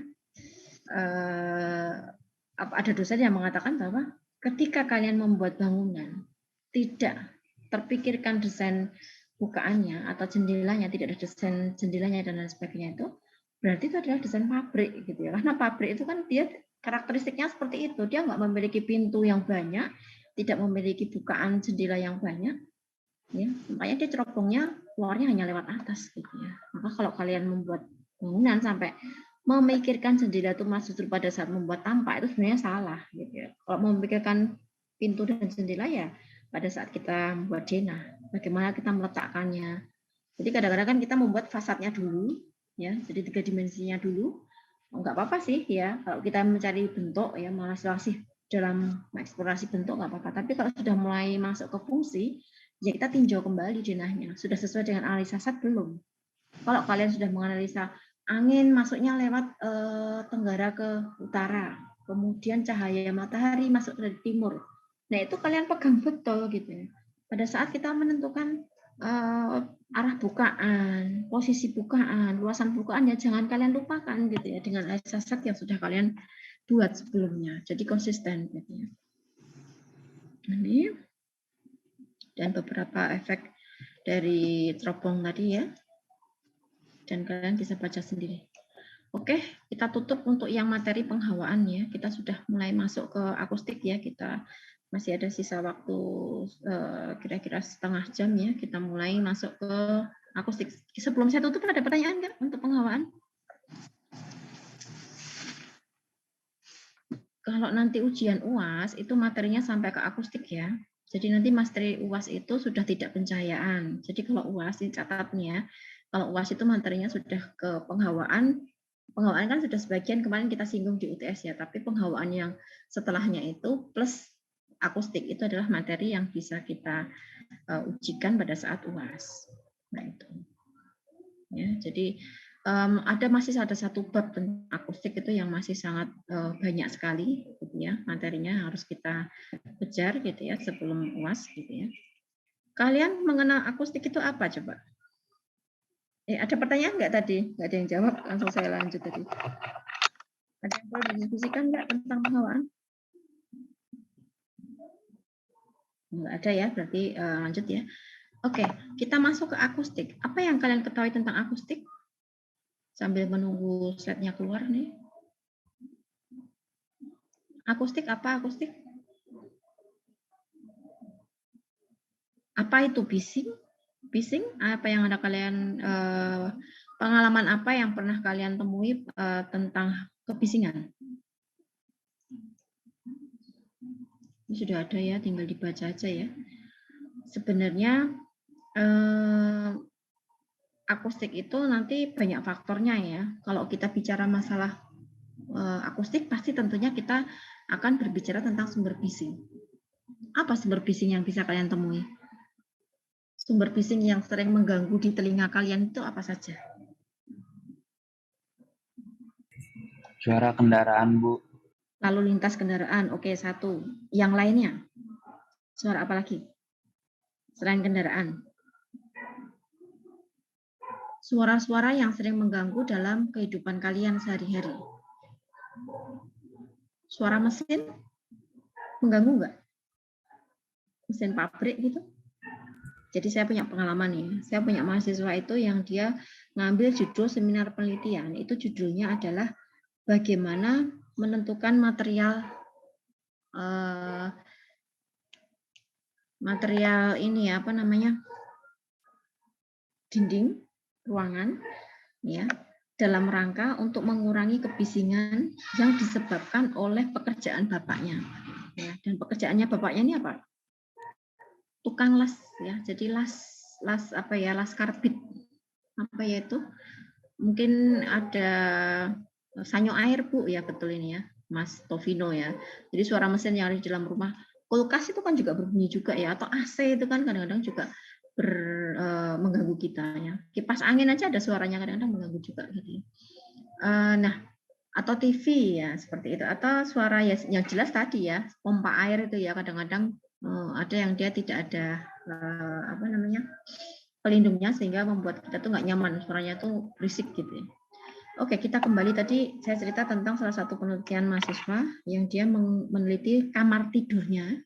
Yang dia bilang dia konsultasi ke saya walaupun sebenarnya dia bukan bimbingan saya gitu ya.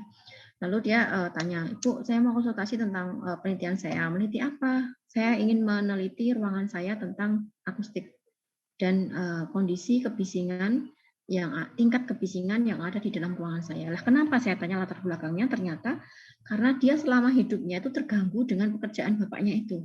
Ya, jadi posisi dia kamarnya di bagian depan, berdampingan dengan ruang tamu. Nah, di depannya itu dipakai untuk bengkel bapaknya. Ya, jadi depan itu ada teras, setelah teras itu ada bengkel las mobil itu ya, mungkin yang cowok-cowok tahu. Nah, selama 20 tahun gitu ya dia di dalam kamar itu, saya nggak merasakan nyaman, Bu, di situ. Jadi saya merasakan terganggu gitu. Dan saya kepengen merenovasi kamar saya dengan menggunakan material apa yang kemudian bisa membuat kamar saya itu menjadi nyaman. Lalu saya tanya, "Loh, biayanya banyak dong, Mas?" "Iya, Bu, saya nggak mau main-main, ini saya pengen tahu aja. Saya ingin memperbaiki, saya pengen otak-atik ruang kamar saya, ruang tidur saya, sampai saya merasakan nyaman." Lalu saya katakan, "Kamu izin belum sama orang tua?" "Sudah, Ibu," dan Bapak membebaskan seperti itu. Kemudian kita mulai mengkaji material-material yang ada. Jadi material-material yang bisa kita gunakan. Waktu itu dia menggunakan material jati Belanda yang diambil dari Sragen gitu ya, yang dia tuh bisa sebenarnya mahal gitu ya materialnya. Kemudian dia mencoba dari sisi ini vertikal dan horizontal dalam dia meletakkan atau membuat dinding material akustik itu. Dia cobakan berkali-kali, jadi dia panggil tukang, oh itu luar biasa itu biayanya banyak. Ini kamu nggak ada ini loh ya, biaya sendiri loh ya. Tidak apa-apa, Bu, saya tuh sudah siap dengan itu dan sudah izin orang tua dan diizinkan. Jadi dia buat beberapa skema material, dia cobakan, dia panggil tukang, lalu dia pinjam alat, dibawa pulang ke rumah, diukur. Seperti itu. Sampai sebegitunya. Artinya apa? Kebisingan itu tidak kemudian langsung kita hanya mengarah pada sumber jalan raya yang rumahnya dekat rel atau rumahnya dekat dengan jalan raya gitu ya, tetapi pada saat di dalam rumah sendiri ada aktivitas keluarga yang kemudian itu mengganggu. Nah, itu kadang-kadang juga akan membuat efek dan dampak akustik itu luar biasa. Bisa menimbulkan kita depresi, bisa menimbulkan kita tuh kalau ada pengaruhnya terhadap kesehatan ya. Jadi lalu lintas kereta api ya, di rel kereta api itu bisa menimbulkan hipertensi bagi yang usianya sudah 60 ke atas. Bisa menimbulkan komplikasi lainnya gitu ya. Nah, itu bisa mengganggu mengganggu kesehatan ya. Artinya itu sudah sangat mengganggu gitu. Dan segala hal yang mengganggu tuh ya saya katakan itu adalah bising gitu. Oke, ini ada yang menjawab, Mbak Rike Fitri ya. Suara ayam, Bu, dia sangat terganggu dengan suara ayam. Yang ayamnya berapa? Kalau ayam satu enggak ganggu lah, Mbak, gitu ya. Tapi kalau ayamnya sampai ribuan dia punya peternakan, nah itu baru mengganggu. Ya kalau misalnya ya kan ada ya rumah tinggal tuh yang menyatu dengan peternakan. Suara bebek misalnya, ya kan? Ada itik bebek yang dalam hitungan ribuan gitu kan sangat mengganggu, ya kan? Sehingga kalian kalau tinggal yang berdekatan dengan peternakan bebek itu, yang kemudian suaranya sudah tidak menjadi indah ya. Satu ayam berkokok itu suaranya masih indah, tapi kalau ratusan bahkan ribuan ayam berkokok semua atau itu kan menimbulkan kebisingan yang itu sangat mengganggu. Oke, kita kembali ke materi ya. Oke, beberapa contoh tadi adalah salah satu beberapa contoh yang terkait dengan sumber bising. Jadi akustik ini nanti adalah ilmu yang akan mempelajari tentang bunyi dan semua yang berkaitan dengan bunyi serta cara penanggulangannya. Penanggulangan cara cacat akustik. Ada sumber suara, ada yang menerima. Ini masih ingat ya pelajaran fisika SMA kali ya, atau SMP ya sekarang, karena SMA-nya saya itu dulu sekarang sudah jadi SMP-nya kalian gitu ya. Jadi materi itu kan sudah lebih berat di zaman sekarang ya. Masih ingat nggak kalian waktu, nggak tahu ya kalian sudah mengalami ini atau enggak, atau mungkin kalian sudah nggak mengalami ya. Kalau zaman saya kecil itu masih ada kita mengalami ini mainan pakai korek api. Sekarang korek api soalnya nggak ada ya. Korek api yang dari stick itu ya, kecil-kecil itu ya. Kotaknya kita pakai, kita sambung pakai tali, lalu kita hubungkan. Yang satu ngomong, yang satu mendengarkan. Kalian mengalami kayak gitu nggak di era kekinian zaman sekarang? Enggak ya? Ada nggak yang punya pengalaman kayak gitu? Belum Ada? pernah. Belum pernah. Kalian sekarang mainannya beda ya. Kecilnya kalian tuh mainannya beda sama kecilnya saya berarti ya. Pernah juga ada yang pakai itu gelas. Mengalami Bu, Mas Yuda Manggala itu pernah ya. Berarti masih ini ya. Mbak Anissa Alia Madania ini juga mengalami. Oke, ada juga yang dia menggunakan ini apa namanya, gelas aqua, ya, gelas air mineral itu yang kita hubungkan pakai benang panjang sekali, lalu kita teriak-teriak. Satu sebagai sumber suara teriak-teriak, yang satu tempelkan di telinga untuk mendengarkan. Apa yang terjadi? Yang pernah mengalami ini silakan menjawab. Penerimanya, apa yang terjadi pada penerimanya?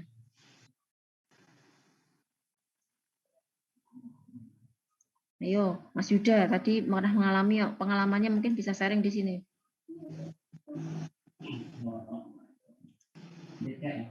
Menerima suara dari sumbernya, Bu. Ya. Jadi suaranya bagaimana, Mas?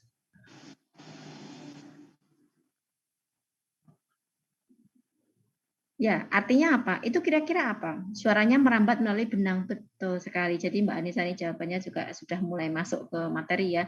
Suaranya merambat melalui benang, Bu, jadi bisa terdengar. Terus Mas Yuda menambahkan merambat. Oke, betul. Pinter ini jawabannya Mbak Anissa sama Mas Yuda ya.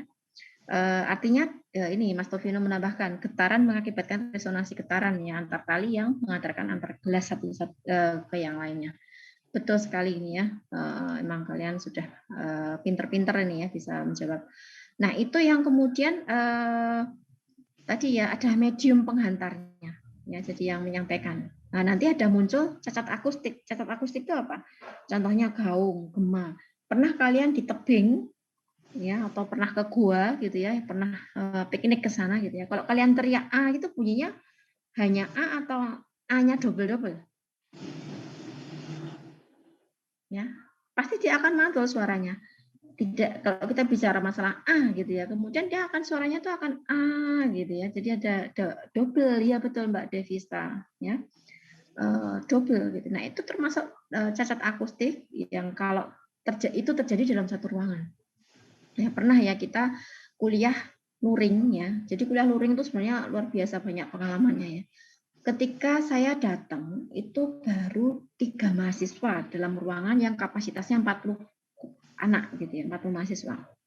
Apa yang terjadi? Saya tuh ngomong, saya tuh menjelaskan slide, itu kok saya tuh kok sulit untuk mendengarkan suara saya sendiri. Nah, itu berarti ada sesuatu hal cacat akustik di dalam itu. Nah, gaung kalau terjadi, gema kalau terjadi itu di mana?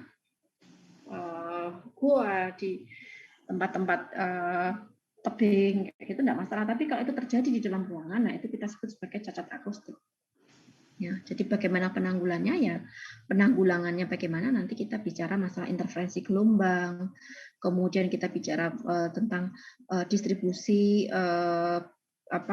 intensitas bunyi dalam ruangan, kira-kira penyebabnya apa, mungkin material kita mengarah ke sana. Nah, material ya, kemarin kita bicara masalah material kaitannya dengan pencahayaan dan penghawaan. Akustiknya juga sangat berperan. Kalau kita bicara masalah berpori dan tidak, kalau masalah penghawaan tadi kan lebih bagus kalau kita berpori ya. Nah, kalau penghawaan, maaf. Untuk akustik itu kira-kira lebih bagus mana, yang berpori atau tidak? Lebih bagus mana? Ya tergantung fungsinya. Ya kan? Tergantung fungsinya. Kita harus mencari materi yang dia bisa memantulkan suara atau menyerap. Nah, kalau material menyerap suara, itu berarti kita harus mencari yang berpori, berongga. Tetapi kalau kita mencari material yang dia bisa memantulkan bunyi, memantulkan suara, berarti kita mencari material yang licin, ya kan, teksturnya licin, tidak berpori, kebalikannya. Seperti itu. Ini contoh nih ya, kalau hujan, kalian ruangannya itu di dekat dengan kanopi yang ada fibernya, atapnya, berisik sekali. Suara bisingnya itu akan sangat terdengar luar biasa. Tetapi berbeda ketika kita di dalam ruangan yang dengan menggunakan atap genting. Dia lebih bisa meredam. Kenapa? Karena genting lebih berpori, lebih berongga dibandingkan dengan material dengan menggunakan fiber tadi. Apalagi itu sama. Seng fiber itu kan dia memiliki tekstur yang licin, tidak berpori dan memantulkan bunyi. Dan untuk itu kita harus mempelajari sifat-sifat bunyi ya. Karena tadi kenapa kita memilih material dan sebagainya itu kan dalam upaya untuk mereduksi bising, reduksi suara. Ya. Kita lihat ya, ada sifat-sifat bunyi, ada isolasi bunyi dan seterusnya, nanti akan ada banyak sekali yang bisa kita ketahui ya. Jadi bunyi dapat didengar itu hal-hal yang kita butuhkan adalah sumber atau objeknya ya. Tadi saya ilustrasikan orang yang sedang menggunakan tadi ya gelas air mineral tadi, kemudian kita bersuara di situ teriak-teriak gitu ya. Kemudian ada media rambatnya dan ada indera pendengaran. Nah, itu yang harus ada. Nah, nanti ada persyaratannya, persyaratan yang harus kita ketahui untuk mengetahui kira-kira sejauh mana ruangan-ruangan itu sesuai dengan fungsinya. Ya, ini contoh misalnya rumah tinggal itu dia dikatakan nyaman tuh kalau dia berapa desibel dan seterusnya. Nah, itu nanti akan ada materi-materi kelanjutannya ya. Sebentar kita buka lagi ya slide berikutnya. Ya, sebenarnya asik kan kalau kita bicara masalah fisika bangunan itu ya. Jadi tidak seperti yang kalian bayangkan ya, fisika nanti isinya semuanya rumus dan seterusnya ya. Tapi ternyata kan enggak ya. Kalau kita lihat, kita hubungkan dengan kondisi real yang ada di sekitar kita tuh sangat luar biasa gitu.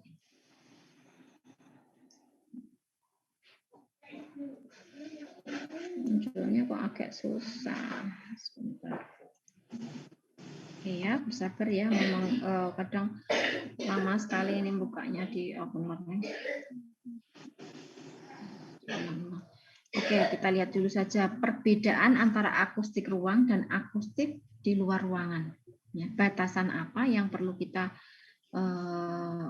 ini nggak bisa keluar juga. Batasan apa yang harus kita penuhi, harus kita ketahui gitu ya. Jadi ketika kita bicara masalah akustik, kalau ini bukunya Mediastika ya. Coba kalian buka, cari di perpustakaan, cari di ini, judulnya akustik ruang, pengarangnya adalah Mediastika. Nah, di situ dibahas 2 bab, ada beberapa bab. Yang satu bab besarnya adalah tentang akustik di dalam ruangan, tetapi bab yang lainnya adalah akustik di luar ruangan. Nah, itu nanti kalian bisa pelajari di situ. Ya, kaitannya dengan akustik di luar ruangan itu kan lebih kepada tadi ya, kita mempelajari sumber bising yang ada di luar ruangan. Ya. Misalnya tadi ada yang bicara tentang lalu lintas gitu ya. Nah, ini perbedaannya ya. Untuk semester ini kalian akan diberikan materi tentang akustik lingkungan. Tetapi untuk semester depan fisika bangunan 2 itu akan membahas tentang akustik ruang. Ini batasannya. Jadi yang kita pelajari hanya di bagian kolom tengah ini aja. Nah, bedanya apa? Kalau kita lihat karakteristiknya, ya, 4 lokasi terjadinya bunyi. Kalau akustik lingkungan itu kan lebih ke taman, jalan raya, atau tadi ya sumber bising lainnya misalnya dekat pabrik gitu ya, atau dekat dengan bengkel gitu ya. Nah kemudian kalau akustik ruang itu lebih ke ruang kelas atau laboratorium. Nah, jadi kita lebih fokus di dalam ruangan. Ya, bagaimana kita mengatur atau merencanakan ruang secara akustik tapi di dalam ruangan. Lalu sifat bunyi. Ya, untuk akustik lingkungan itu bunyi merambat ke segala arah atau menyebar. Ya, semakin jauh maka semakin rendah. Ya, semakin menjauhi bunyi maka semakin rendah. Sehingga yang menjadi faktor terpenting dalam sebuah akustik ini adalah semakin jauh maka semakin baik. Ya kan? Semakin kalian menghindari sumber bunyi, semakin jauh dari jalan raya, maka itu kondisi akustiknya semakin baik. Tapi kalau untuk akustik ruang, kombinasi bunyi asli dan bunyi pantau, kemudian bunyi transmisi, difraksi, difusi itu nanti akan dipelajari di situ di semester depan. Lalu macam sumber bunyinya ya, di akustik lingkungan tadi saya suruh nyebutin tuh banyak sekali sebenarnya ya, ada orang bicara, orang itu kan juga sumber bising, ya kan? Kalau kalian sedang berada di dalam kelas, teman-teman kalian di koridor di depan kelas itu ngobrol, ketawa-ketawa sampai kalian itu kan sumber bising juga. Atau kalian yang rumah tinggalnya dekat dengan sekolahan, ada nggak SD? Ada nggak yang merasakan kebisingannya? Sekarang enggak Bu, karena 2 tahun ini sekolahnya tutup ya karena ada pandemi. Kalau realnya rumah dekat pasar, rumah dekat SD, rumah dekat TK itu pasti bising, ya kan? Suara teriakan-teriakan anak-anaknya itu akan terlihat jelas. Ya. Kemudian suara petir, suara pesawat, suara take off ya. Jadi kalau dekat dengan bandara itu juga menjadi potensi untuk terganggu kebisingannya. Atau suara mesin motor ini jelas ya. Suara angin kencang, suara vegetasi ya. Suara vegetasi kalau suara bambu sih enak ya, bikin ngantuk ya. Bisingnya itu bikin pernah nggak kalian dengar suara bambu yang berbunyi? Itu suaranya enak gitu ya.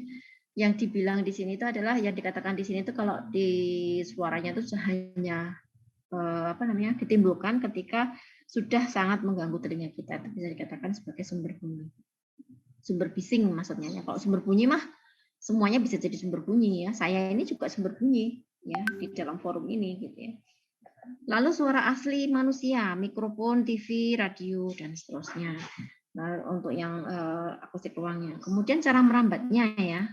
Kalau akustik lingkungan itu melalui molekul udara. Tadi sudah kita ilustrasikan merambat ya. Tadi ada media rambatnya itu dengan menggunakan benang. Ada juga ketika kalian mendengarkan ini ya di bulan Juli kemarin itu kan sangat luar biasa ketika kalian mendengarkan sebentar-bentar ada suara sirine ambulan. Ya, karena pas angka COVID pas tinggi-tingginya, kemudian tingkat kematian juga sangat tinggi gitu ya. Nah itu menjadi kita nggak tahu itu sumber bunyinya itu dari mana, tapi kok suara ambulannya masih terdengar dari jauh. Nah itu kan dibawa oleh molekul udara. Padahal seolah-olah dekat, padahal sebenarnya jauh gitu. Jauh dari lingkungan kita atau jauh dari tempat kalian gitu ya. Tetapi suara itu akan menjadi dekat ketika terbawa oleh angin. Contoh kemudian ada diumumkan orang meninggal gitu ya di masjid-masjid gitu ya. Nah itu kita lalu telinga kita kan langsung mencari ini suara dari arah mana ya. Nah atau suara adzan itu ya, tempat saya udah mulai adzan ini. Nah itu kan juga ini dari masjid mana ya lokasinya. Nah itu kan dibawa oleh molekul udara. Kadang-kadang yang jauh kelihatan dekat, yang dekat kelihatan jauh, tergantung arah udara yang bergerak saat itu. Ya.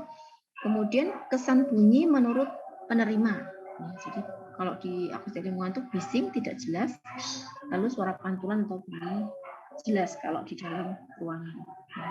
Nah untuk itu perlu kita ketahui bagaimana cara mereduksinya, cara mengurangi sumber bisingnya. Ya. Suara bising itu bisa kita kendalikan gitu ya. Salah satunya kalau di akustik lingkungan itu dengan jarak ya. Jadi jarak itu yang kemudian dia bisa menjauhkan kita dari sumber bising. Ya, jadi syarat kenyamanan akustik ini ya ada laboratorium, Rumah sakit itu 35 dianjurkannya, tapi diperbolehkannya 45. Ya, tapi kalau 45 itu masih boleh ya, tapi dianjurkannya 35. Rumah, sekolah, tempat rekreasi, ya. Nah, ini mungkin kalian juga mendengar suara bising ya. Jadi dekat rumah saya itu ada yang memelihara anjing ya. Jadi suaranya itu jadi bising. Suaranya terdengar nggak? Terdengar nggak dari kalian? Ada suara anjing tadi. Suara nggak? Terdengar. Terganggu nggak? Terdengar? Nah, itu pada sudah ditutup pintunya, sudah. Ya, itu masih terdengar. Seperti itu. Nah, itu terkadang itu ya. Jadi bising yang ditimbulkan bukan dari lokasi kita, tapi dari lokasi di sekitar kita, itu yang menimbulkan kebisingan. Seperti ini tadi ya. Jadi saya kurang tahu ya korelasinya apa, tapi setiap kali mendengar azan itu suara anjingnya itu jadi menggonggong terus gitu. Nah, seperti itu setiap kali azan itu seperti itu. Ya, pemiliknya biasanya dia ditutup gitu ya. Jadi pemiliknya itu biasanya kerja, jadi anjingnya di dalam mungkin sendirian gitu loh. Jadi suaranya tuh seperti itu, jadi keras. Nah, itu sumber bising juga gitu. Rumah itu dianjurkannya 45 ya, tapi kalau mulai 55 itu masih diperbolehkan. Nah, ini kayaknya kami juga mengalami masalah kebisingan ya, karena setiap kali Zoom berkali-kali itu saya suara anjingnya itu pas mengganggu seperti itu. Nah, itu nanti kita akan bicarakan, mungkin kita sambung di pekan depan ya tentang reduksi bising ya. Jadi mungkin karena ini sudah dan ya, jadi mungkin pekan depan sudah bisa kita lanjutkan lagi untuk materi tentang akustik ini, gitu ya. Bagaimana kita cara-cara mereduksi bunyi, gitu ya. Apakah kemudian dengan menggunakan efek ada faktor yang dia keras, ada yang dia lembut, lunak, gitu ya. Keras itu apa? Dengan dinding peredam, dengan material-material yang dia istilahnya itu ya itu tadi peredam, dinding peredam ya. Jadi dinding peredam nanti kita akan bahas ya. Jadi ada banyak sekali material-material yang bisa dianjurkan. Kemudian kita juga bisa bicara masalah zonasi atau zoning penzoningan. Ya, jadi private, public, semi public itu kemudian kita pakai. Ya, kalau kalian menganalisa itu tentang zona, gitu ya, zonifikasi atau penzoningan atau zonasi, nah itu kemudian kaitannya dengan bagaimana kita merencanakan ruangan yang private, kita taruh di bagian jauh dari sumber bising, kita atur jaraknya. Ya, jauhi. Jadi bagian depan itu hanya area semi public. Kita katakan yang namanya teras itu semi public ya. Ruang tamu juga bisa jadi. Tapi ruang keluarga dia tidak begitu membutuhkan ketenangan ya. Di situ perantara antara ruang tidur dengan ruang tamu itu ada ruang keluarga misalnya seperti itu. Nah itu kan untuk meredam suara yang masuk ya melalui jarak zonasi tadi, zoning tadi. Oke, tentang reduksi bising, reduksi bunyi nanti kita sampaikan lagi pekan depan ya, ini karena sudah waktunya azan ya, kasihan yang cowok-cowok nggak bisa ke masjid nanti. Silahkan nanti kita bahas atau kalian baca sendiri dulu gitu ya. Nanti kalau memungkinkan, ini kan secara teori belum masuk ke pembahasan rumus ya. Rumus yang akan kita gunakan adalah rumus logaritma. Jadi siap-siap, mungkin kalian masih ingat log ya. LOG masih ingat di SMA mungkin. Nah, itu nanti kita akan bahas rumus kebisingan itu dengan rumus logaritma ya. Kemudian nanti akan dengan server juga gitu ya, nanti akan kita simulasikan ya. Oke, kita sambung pekan depan ya. Kalian baca dulu, ini nggak bisa dibuka juga, mungkin tandanya kalian harus ke masjid gitu ya bagi yang cowok ya. Jadi saya tutup saja ya. Saya pesan mungkin saya pesan untuk mempelajarinya tolong dibaca sampai selesai untuk materi ke-11 ini. Nanti kalau ada yang tanya, ada yang perlu didiskusikan ya, jika tidak memungkinkan mungkin kita bisa buka forum di grup gitu ya, karena waktunya ya. Di materi yang terakhir ya, saya mau tunjukkan tapi enggak buka-buka. Materi terakhir itu adalah tentang bagaimana pengaruh kebisingan lingkungan dengan mengatur jarak, dengan mengatur menggunakan elemen keras, elemen lunak. Elemen lunak itu adalah dengan menggunakan vegetasi. Kemudian elemen keras itu dengan menggunakan dinding, pagar, dan seterusnya. Bagaimana kita mengatur pepohonan, vegetasi itu jaraknya tuh kalau kaitannya dengan akustik berarti dia harus mendekati sumber suara, dekat pagar, atau dekat jendela. Kira-kira seperti apa? Nah, itu yang perlu kalian pahami juga gitu ya. Kemudian bagaimana kita menaruh vegetasi kaitannya dengan penghawaan. Gitu ya. Itu akan sangat berbeda, konteksnya berbeda. Sehingga ketika kalian mengatakan reduksi bunyi itu dengan menggunakan vegetasi, itu harus dikaji lagi. Tidak semudah itu juga gitu ya. Vegetasi yang seperti apa? Apakah palem bisa meredam suara? Enggak juga kan? Nah, itu kita harus ketahui karakteristik diameter rapat, tingkat kerapatan daunnya, kemudian berapa ketinggiannya dan seterusnya. Lalu kita taruhnya di mana? Kalau pohon itu kita taruh di depan jendela, dia tidak akan berfungsi secara akustik ya. Tentunya pohonnya dia harus kita dekatkan dengan pagar supaya dia bisa meredam suara yang ada di dalam lalu lintas di jalan itu sendiri. Nah, itu yang nanti di materi 11 ya, tolong dibaca slide yang terakhir ya. Itu nanti di situ ada, ini saya tunjukkan saja, saya nggak akan membahas karena waktunya ya. Mana tadi? Nah ini, ya jadi beberapa faktor yang mempengaruhi kebisingan dari jalan dan bangunan. Ya bagaimana kita bisa apa namanya ini ya, ada konturnya. Kontur itu kan gundukan tanah yang ada di dalam taman di depan rumah itu tidak serta-merta hanya sekedar fantasi atau hiasan, tapi dia difungsikan untuk menahan suara. Ya. Kemudian ketinggian, ya jarak ketinggian antara jalan dengan bangunan, pepohonannya. Yang lebih efektif adalah pohon yang dekat dengan sumber bising, bukan pohon yang dekat dengan bangunan seperti itu. Dan ada apa namanya beberapa faktor ini tolong dipelajari ya. Oke, sampai di sini ada pertanyaan? Permisi Bu Yani. Iya, silakan. Izin bertanya, itu yang minggu lalu kan Ibu bilang kalau yang UTS itu yang mau dikoreksi dulu gitu. Nah itu saya belum paham yang azimut itu Bu. Belum paham yang apa Mbak? Nggak dengar saya. Yang azimut. Oh, yang azimut. di UTS kemarin, ya. Oh iya, nanti kita cobain ya. Iya, karena apa namanya kesibukan karena kemarin tuh banyak yang harus dipersiapkan untuk rapi untuk ini, jadi belum selesai untuk mengoreksi ya. Jadi mohon maaf ya nanti kita luangkan waktu ya untuk di pekan yang selanjutnya nanti kita bahas ya tentang azimut ya, berarti tentang hitungan yang soal hitungan ya Mbak ya. Iya Bu. Oh iya, ya, insya Allah ya nanti tolong diingatkan kalau saya lupa ya.